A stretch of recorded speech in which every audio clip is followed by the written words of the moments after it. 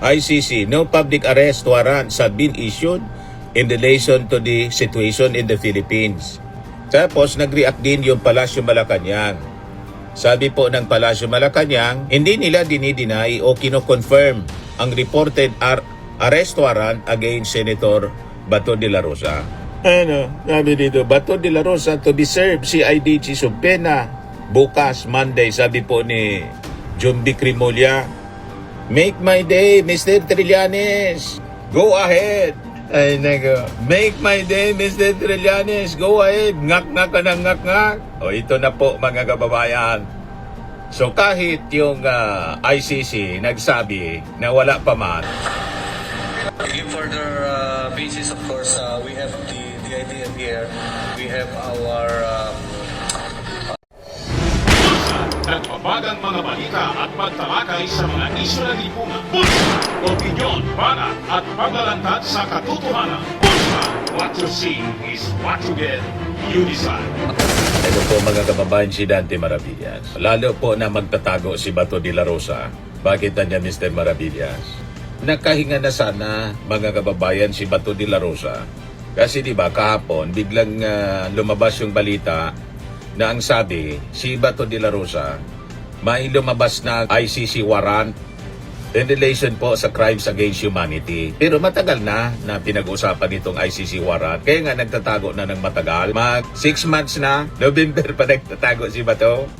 Ngayon, umugong kahapon na may talagang actual ICC warrant na nasa kamay na ng Interpol. Ito yung unang breaking news. Senator Bato pinapa-aresto na matapos mag-issue ng arrest warrant ang ICC. But afterwards, biglang nagpalabas mga kababayan ng statement yung ICC. Wala pa ba na niya? ICC, no public arrest warrants have been issued in relation to the situation in the Philippines. Tapos nag-react din yung Palasyo Malacanang. Sabi po ng Palasyo Malacanang, hindi nila dinideny o kino-confirm ang reported arrest warrant against Senator Bato de la Rosa.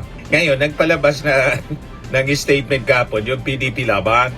Sabi ng PDP Laban, the Partido Demokratiko Pilipino views with great alarm the reports it has received regarding a warrant of arrest from the International Criminal Court for one of its ranking members, incumbent Senator Ronald Bato de la Rosa. If this be true, then it is condemnable as another instance of severe derogation of our sovereignty and independence as a nation. The continued towing by the Marcos administration to the ICC, notwithstanding our country's withdrawal from the Rome Statute insofar as such slavish subservience serves Marcos' political agenda, is most execrable. Very bad. Di nag-react po yung ICC. Wala man pa niya na warrant of arrest. Biglang nagpa-press con mga kababayan kani-kanina lang yung DILG kasama yung CIDG. Nang sabi, bukas daw isi-serve ng subpena ang nagtatago na si Senador Bato de la Rosa. Isi-serve ng CIDG.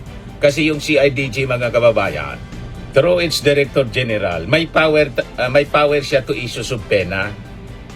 At pag hindi ka nag-appear sa subpena ng PNP CIDG, kakasuhan ka ng indirect contempt sa korte. Yan ang power under the law ng PNP CIDG. May power sila to issue subpena parang korte. Yan ngayon ang kalagayan ni Bato de la Rosa. Sabi dito, Bato de la Rosa to be served CIDG subpena bukas, Monday, sabi po ni Jumbi Crimolia. Make my day, Mr. Trillanes. Go ahead.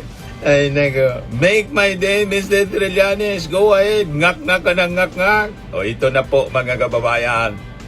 So, kahit yung ICC nagsabi na wala pa man, nilalabas sila, mga kababayan, na warrant of arrest laban kay Bato de la Rosa, hahantingin siya ng PNP CIDG kasi may inisyu na subpena. Kailangan niyang mag-appear personal. Yan ang sabi ni DILG Secretary Remulla. Pag hindi yan, babantayan na daw sa mga ports magiging wanted pa rin siya. Bakit anya Mr. Maravillas ginagawa? Alam nyo na kung bakit ito ginagawa laban sa kanya. May problema, may reklamo sa kanya noon pa in relation sa AJK. Yun ang paliwanag ng DILG. May relasyon pa doon sa investigation ng Quadcom. Matagal na niya yun, Mr. Maravilla. Kahit na matagal, isidigo nga mga kababayan, panahon pa ng siya alkalde, na-imbestiga ng ICC. At ngayon, na-deliver na po sa ICC. Nung mayor pa siya, kasama doon sa inimbestiga mga kababayan sa crime against humanity, extrajudicial killings. Parehas lang po yan, mga kababayan. Kaya lalong magtatago si Bato. O ito ang balita. Senator Bato de la Rosa is set to be subpoenaed by the Criminal Investigation and Detection Group on Monday, sabi po ni Rimulya, requiring him to personally appear before the CIDG office as part of an ongoing investigation. Rimulya emphasized that the order is not an arrest warrant but is subpoena following reports that De La Rosa is facing a pending arrest warrant from the ICC. He was the tip of the spear in the AJK tribe. So, we will start with him and investigate down further, sabi po ni Rimulya. Tapos, hindi kaya niya Mr. Maravillas may relasyon yan sa mga balibalita na baka magkudita sa Senado para palitan kaya para hindi lumitaw si Bato de la Rosa. May mga balibalita kasi magko-convene yung Senado, mga kababayan, as an impeachment court. Yan kulang pa daw kasi para magtagumpay yung kudita sa Senado. Kulang pa para Cayetano Blacks rumored plot to oust Tito Soto flounders over Bato's absence. Villars dilemma. Baka, mga kababayan, may relasyon dito para maintakutan si Bato lalo. Kasi baka gusto nang lumitaw sana. Kuhan ka man lang po ito, mga wild analysis, mga kababayan. Pero, hindi malayo. Kasi yung ICC, mga kababayan, nag-deny. Wala pa man na niya. Or baka talaga purposely, kasi nag-leak yung balita na sabi may warrant of arrest na laban kay Bato de la Rosa. So, di ba, una, lilitaw na sana. Nag-file na ng bill, 2 bill si Bato de la Rosa. At parang gusto nang bumalik. Kasi, matagal na siyang nagtatago, pero wala pa man pala ICC warrant.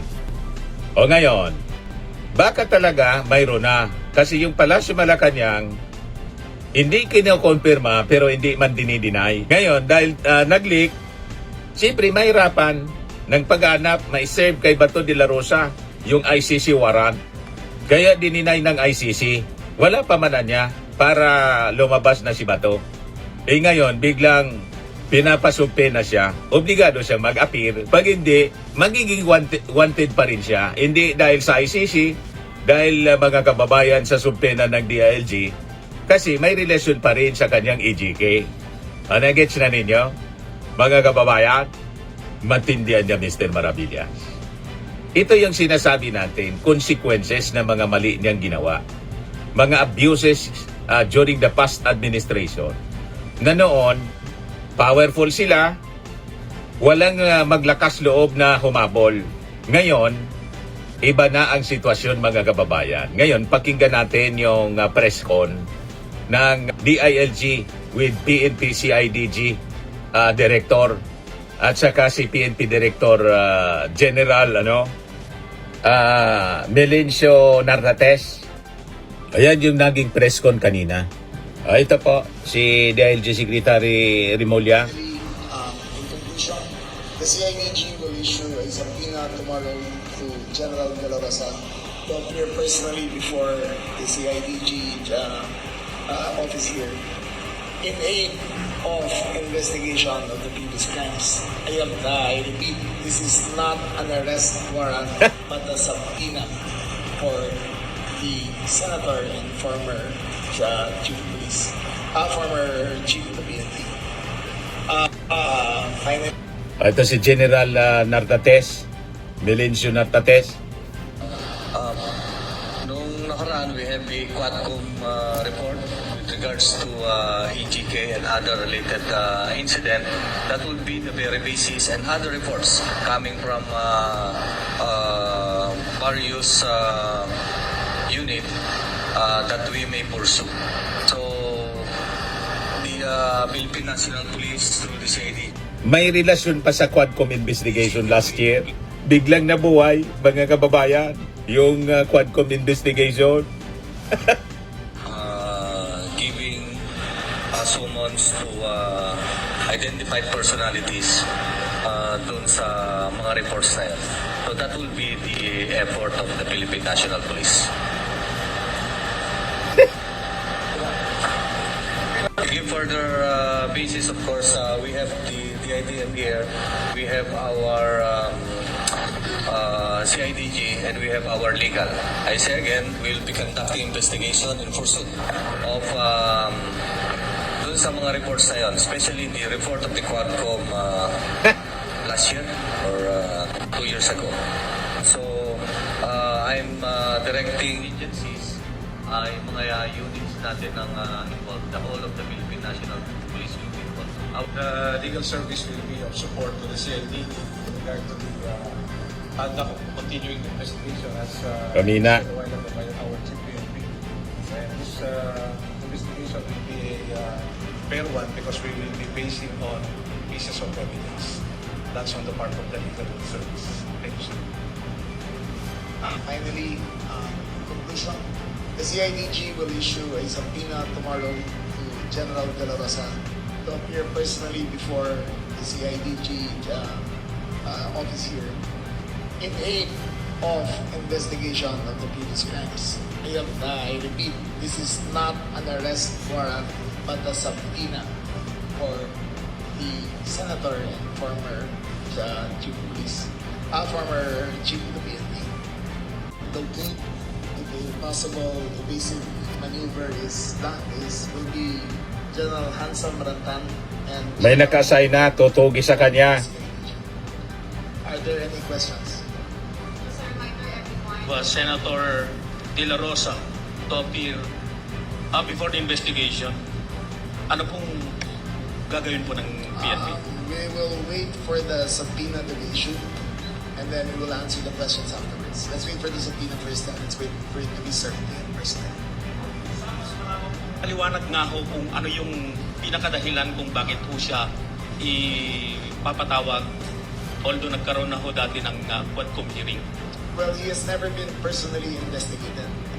This was triggered again by the rumors of the and we have now taken it upon ourselves to continue the investigation. Hindi pa niya siya na-imbestigahan talaga personally. Kaya ngayon gagawin. Member of the ICC. We are not working with the ICC. It is a purely internal matter that we are doing. Christian Manyo of DCW. Wala niya itong relasyon sa ICC investigation. Lea Ilaga. Internal matter niya ito. Purely internal matter niya ito. So wala nang rason, mga kababayan, si Bato de la Rosa, kasi hindi na rason nila. Kaya nagtatago, never daw siyang susurrender sa foreign power. O ngayon, hindi na siya foreign power, kundi local power. Hindi siya magko-cooperate. Wala na siyang rason ngayon not to cooperate sa investigation kasi local investigator na po ang magsasagawa. Pero same pa rin po, EJK. Yan kasi daldal ng daldal. Si Robin Padilla at saka si Bato de la Rosa kung bakit hindi nagko-cooperate kasi never daw sila susurrender sa foreign power. Pero kung local niya, we will submit niya to the authorities para maimbestiga. Di ba yun ang kanila mga kababayan na linyahan ng depensa, argumento? O ngayon, may cure na sa argumento nila. Local authorities na ang mag-iimbestiga, yung CIDG, pero same case, EJK. So, kailangan niya mag-cooperate. Baga niya, Mr. Maravillas, pag halimbawa, may investigation yung local authorities. Lumitaw si Bato de la Rosa para mag-cooperate. Pagkatapos, yun pala, hawak na yung ICC warrant. Malamang ganun, mga kababayan. Ito,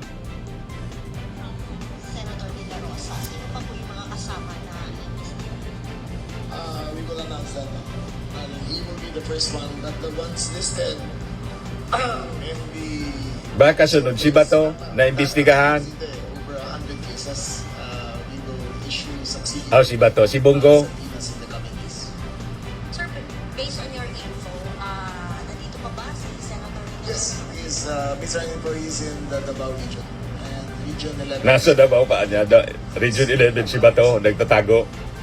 Maki Pulido of GMA.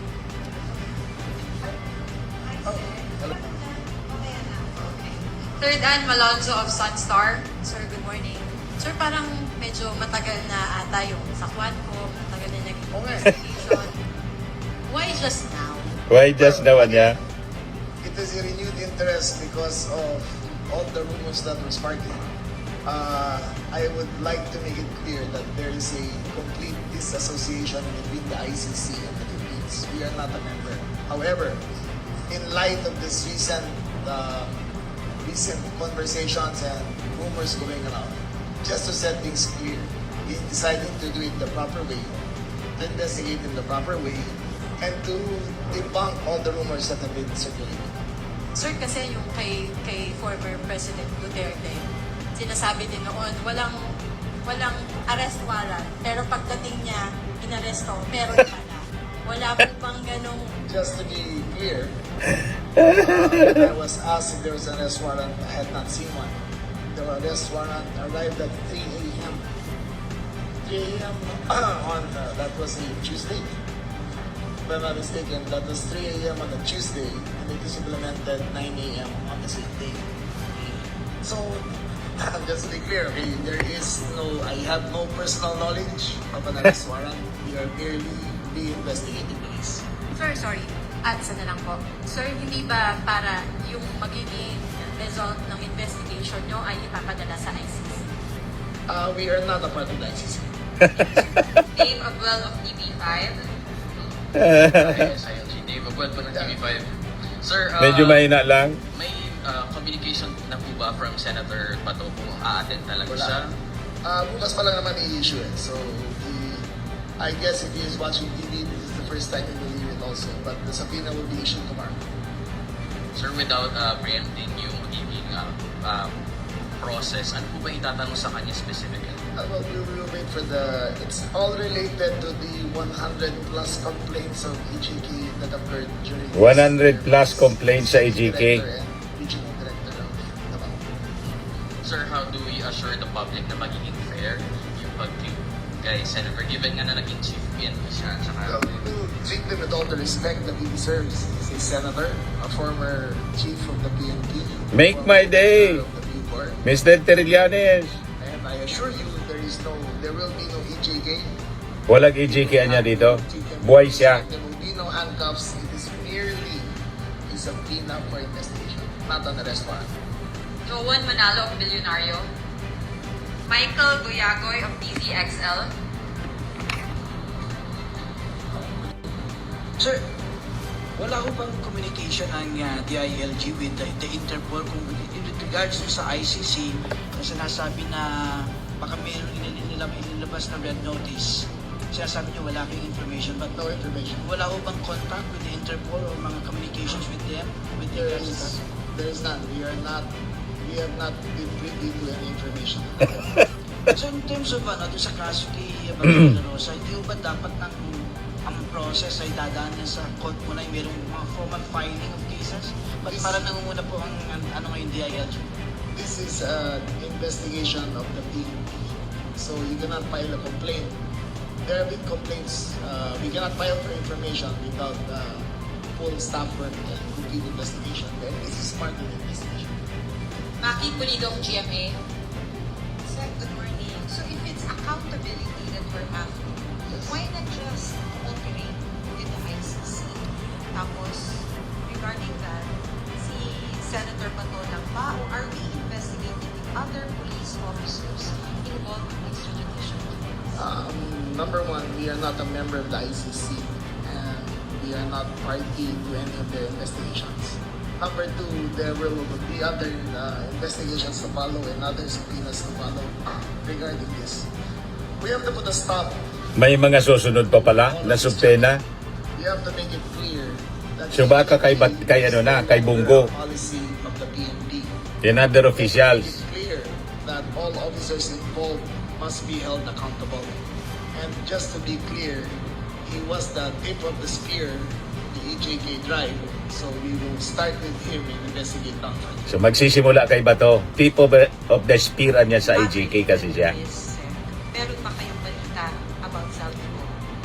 Wala pa. Wala pa. Francis Orlan. Crystal Robizares of ITC 13. Okay na? Okay. Daw yung ICC warrant. So, syempre baka mas magtaluko or lumabas ng bansa. What are the steps of the government po para ma-assure na hindi siya makakalabas ng bansa sa Senate ng Bato? Well, we just had a command conference and all airports, seaports, points of exit in the Philippines have been alerted. All airlines Babantayan na daw siya have been informed.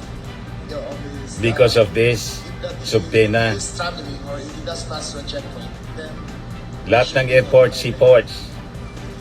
For the last but again, okay, he will not be arrested. He is Hindi siya i-arrest, kundi imbitado. For the last question, Aaron Recuenco of Manila Bulletin. Sir, sir, one of the complaints before by the DOJ and the CHR is that may limited cooperation noon ang PNP when it comes to investigation on EJK. With your order now, does it mean na all-out review of all police operations? Kasi may mga finlag Yes. doon yung IAS eh. Yes. So, lahat sir ng operations. And second, we cannot move forward as a country until there's a reconciliation of the truth of what happened in those years. So this is just the initial step in finding out of what really happened. It is also a strong message to the public that the Philippine National Police stands for accountability. There are no sacred cows to them. Walang sagradong baka, no sacred cows. Many of these men behind me served under him and are close personal friends. However, it is duty above everything else. So tomorrow is a subpoena and this is the start of the process to find accountability to everything that happened in those years, in the dark years where EJK became a state policy. Second question, sir. Does the PNP have the power to issue arrest warrant if it is... A subpoena. Subpoena. Let's not jump the gun. Let's jump the gun. May power yung CIDG na mag-issue ng subtena One more question, sir, from under the law. Sir Tristan. Hi, Sec. Tristan from Newswatch. Hi, sir. Just to follow up on the ICC arrest warrant, you mentioned yesterday that there's a 10,000 parang pagpe-prepare na. Would you tell us ano pong paghahanda sakaling lumabas nga talaga yung arrest warrant kay Senator De La Rosa? 10,000 na ning inahanda. There is a 10,000 man task force that. Okay, let me just make it clear. Okay. That was in reaction to reports that there was an impending warrant. However, the ICC has said that there is none. Okay, so we have dismantled that task force. What we do have is now a Dinismantle na muna pala yung 10,000. So, again, there is no credible information of a impending warrant of arrest from the ICC or the Interpol. This is a separate matter, only an investigation and a subpoena for him to appear before the CIDG. But in the event of an arrest warrant, may issue man, sir, are we expecting a Duterte route o Duterte 2.0 scenario or medyo iba? We will cross the bridge when we get there because there is no warrant as far as we know. Okay? Thank you very much. With that, Ayan na niya, Mr. Maravillas, ang tingin mo. Malinaw po. Ayaw niya sa international ICC kasi foreign power o di local power. PNP, CIDG ngayon. Iba ka may relasyon niya, Mr. Maravillas, ito sa impeachment ni Sara Duterte para diretso nang magtago lang si Bato. Hindi natin alam. Pero baka, ayan kasi kulang pa para magko. Cayetano Blacks rumored plot to oust Tito Soto. Flounders over Bato's absence. Villar sa dilema. Si Robin Padilla, in-advise na si Bato na wag lalabas. Di wag siyang lumabas. So kaabang-abang ang mga susunod na mga araw mga kababayan kung ano yung mangyayari. Una sa impeachment, pangalawa sa kudita sa Senado, at itong subpena ni Bato de la Rosa. Ayan man lang po mga kababayan. Maraming salamat. Swimming and lifting cream, pinapahid po sa mga pulses in affected area. Mainam po sa paninigas ng mga kaso-kasuan. Ito naman po, Automax Radiant Serum. Sa mukha naman yung application. Anti-aging po siya. You will look 10 years younger than your age. Sa mga cancer patients naman po, baka lang gusto ninyo itong itry. Neng siya red mixed fruit drink. Hindi mo po siya gamot, food supplement siya. Kaya lang, gawa siya mga kababayan sa goji berry. Yung goji berry, may anti-cancer properties. O ngayon, yung mga inquiries ninyo, dumiritso na lang kayo sa aming messenger sa Facebook para masagot namin agad. Ayos pa? Ayos na ayosan niya, Mr. Maravilla. Sa mga nagana po ng malinis and spacious fitness gym, pumunta lang po kayo sa aming Colossal Fitness Gym. May Grab car rental din po kami. But anyway, ito po pala yung aming bagong product na binibenta online. I am worldwide amazing pure organic barley powdered drink mix from Australia. Negosyo to ng aking anak na architect entrepreneur Riz Maravillas. Ayan po. Kontakin na lang po ninyo siya, Riz Maravillas on Facebook. Ang mga health benefits niya, boost immunity, improves digestion, enhance energy levels, pack with antioxidants, prevent cancer. Ito naman po yung bago naming product na binibenta online. Eye Glow Serum, whitening po siya. Tingnan ninyo yung epekto sa aking anak na architect before and now. Yung mga inquiries po ninyo, dumiretso na lang kayo sa kanyang Facebook account, Riz Maravillas.